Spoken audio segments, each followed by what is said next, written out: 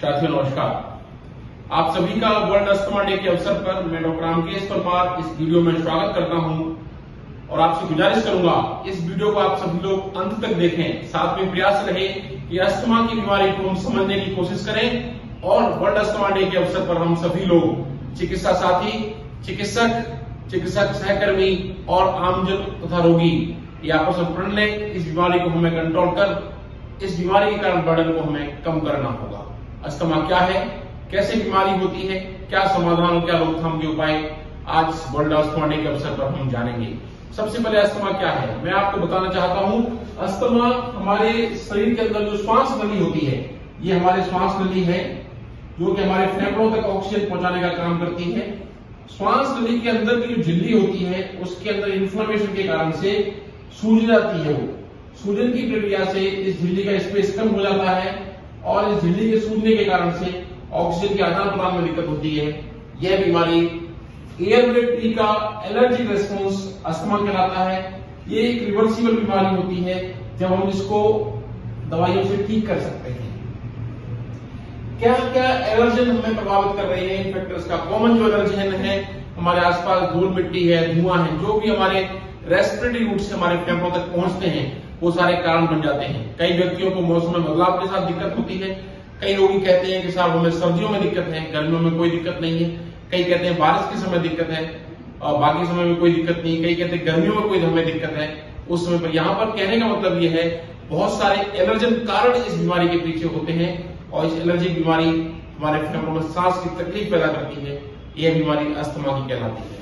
क्या कर सकते हैं हम? सबसे पहले हम ये देखें कि अगर हमारे आसपास किसी व्यक्ति को अस्थमा है तो उसकी जांच कैसे करें। अस्थमा की जांच करने के लिए तो टेस्टिंग के लिए जरूरत होती है, उसके बोलते हैं हम पीएफटी यानी कि पल्मोनरी फंक्शन टेस्ट। साल के अंदर एक बार हम अपने फेफड़ों की जांच जरूर करें। साल के अंदर एक बार हम पीएफटी की जांच जरूर करें, जिससे कि हमें फेफड़ों की पावर, फेफड़ों की क्षमता और फेफड़ों के ऑक्सीजन ले जाने की कैपेसिटी के बारे में पता चले, लंग्स की बारे में पता चले और अस्थमा की बीमारी के बारे में पता चले। नंबर 1, अगर आपका चिकित्सक पीएफटी करने के बाद बोलता है कि आपको अस्थमा है तो उसकी दवा लें।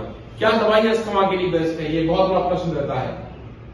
कई बार लोग सावधानी पूर्वक उल्टी सीधी दवा लेते हैं, अच्छी दवाइयां नहीं लेते हैं, जिसमें कि स्टेरॉइड खाते रहते हैं या फिर टेबलेट फॉर्म के अंदर हाई डोज ऑफ साल्बुटामोल और थियोपाइलिन लेते हैं। एक एक्सपर्ट मेडिसिन स्पेशलिस्ट होने के नाते मैं कहता हूं आवश्यक से अधिक दवाइयों की डोज हमारे शरीर को नुकसान करती है।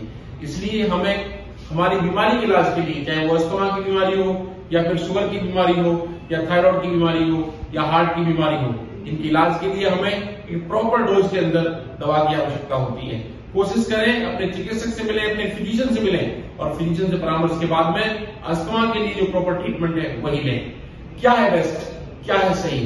अगर आपको अस्थमा है, अस्थमा के लिए इनहेलर्स एक बेस्ट दवाई होती है।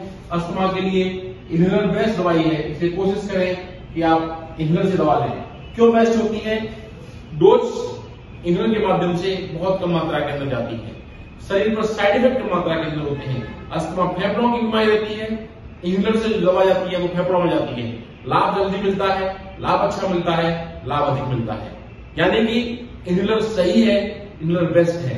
बहुत सारे लोगों को इस तरह से लगता है कि साहब मैं सांस का पंप लेने लग जाऊं, अब मेरी सांस ठीक नहीं होगी। ये बिल्कुल भ्रांति है। इनहेलर अस्थमा की बीमारी के इलाज के लिए सही तरीका और सही दवाई देने का एक उचित माध्यम है। एक्सपर्ट स्पेशलिस्ट आपसे गुजारिश करूंगा अगर आपको अस्थमा है तो उसके लिए इनहेलर से दवा लेना बेस्ट रहेगा। दूसरी बात सावधानी।